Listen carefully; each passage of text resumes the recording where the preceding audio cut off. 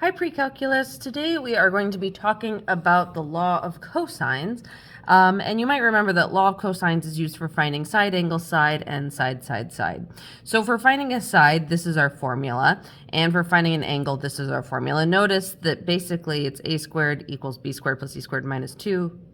BC, the sides in here, and cosine A, the opposite angle. And then you can kind of derive it otherwise, whereas cosine A is equal to B squared plus C squared minus A squared over 2BC. Okay, so you'll see the pattern there.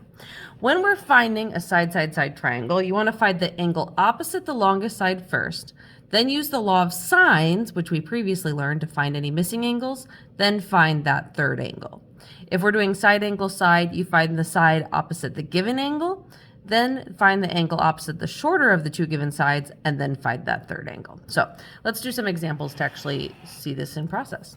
So we're asked to solve a triangle given A equals 13, B equals 7, and C equals 19. So the first thing that we want to do is find side, since we have side, side, side, we want to find the angle opposite the longest side first. So we're going to find angle C. So first we find angle C. Find angle C. Is this pen running out of ink? Okay, so the cosine of C is equal to A squared, which is 13. So we have 13 squared plus B squared, so 7 squared, minus 19 squared, all over 2 times 13 times 7. So that's going to give us 169 plus 49 minus 361 all over 182. So C is actually equal to cosine inverse of negative 143 over 182. So C is 2.4746, which is about 141.786 degrees. Okay, great. So now we can use the law of sines to find any missing angles. So let's first find, we found C, let's find A. So the sine of A over 13 is equal to the sine of 141, well, let's just use 142, of 142 over 19. So A is equal to sine inverse of 13 times the sine of 142 over 19.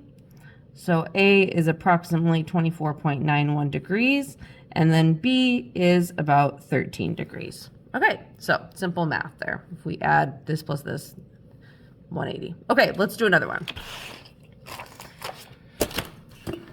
Solve the triangle given A is 102 degrees, B is 5, and C is 3. So the first thing that we want to do here is find side A. So A is going to be equal to the square root of 25, so B squared, plus 9, which is C squared, minus 2 times 5 times 3 times the cosine of 102 degrees. So put all that in the calculator, we get A is about 6.34. Now we can find our missing angles. So sine of C over 3 is going to be equal to the sine of 102 over 6.34. And we get C is equal to the sine inverse of 0.462845. So C is about 27.571 degrees. Then finally we can find B.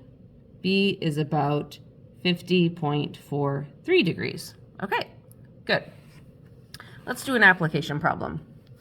We have two airplanes leaving an airport at the same time at different runways. One flies directly north at 420 miles per hour. The other airplane flies on a bearing of northeast 75 degrees at 375 miles per hour. How far apart will the airplanes be after 2 hours? Okay, so this is side angle side, okay? Side angle side, right?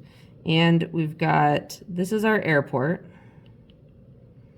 And here's our triangle. Okay, I'm gonna pause this real quick. Okay, since it's going for 2 hours, we're gonna double the time. So 420, this is gonna become 840. and the 375, that's going to become 750. And we want to find what this distance is here, right? So we can say our distance is equal to the square root of 840 squared plus 750 squared minus 2 times 840 times 750, I did not leave enough room, times the cosine of 75.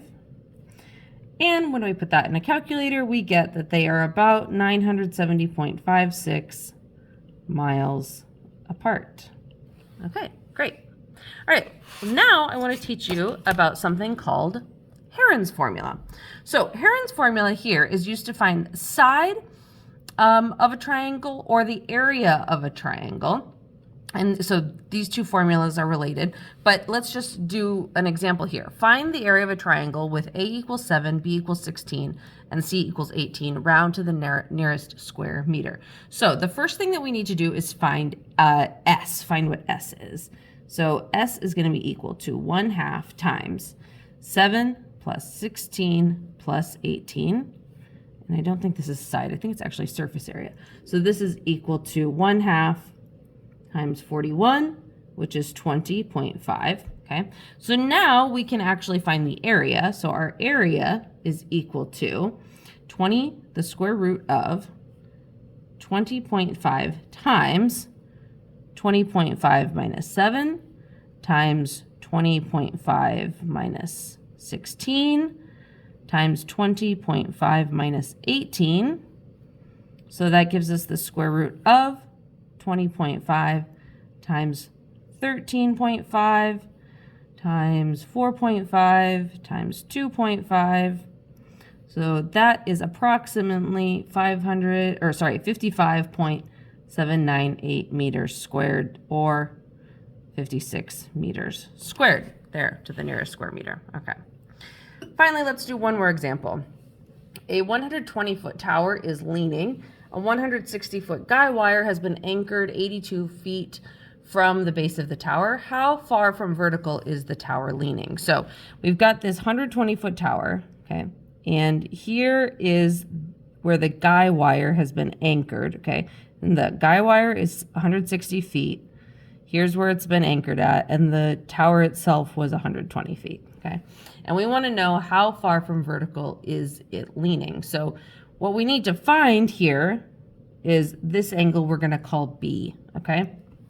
So the cosine of B is equal to 120 squared plus 82 squared minus 160 squared over 2 times 120 times 82.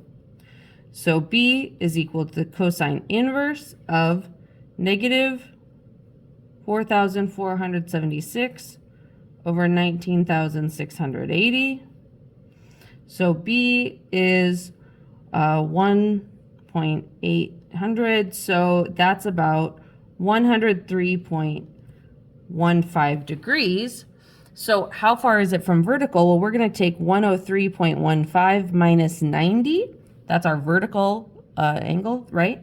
So it's 13.15 degrees from vertical. Okay. Any questions? I will see you in class. Please bring them then, and I look forward to it. Bye. Have a good day.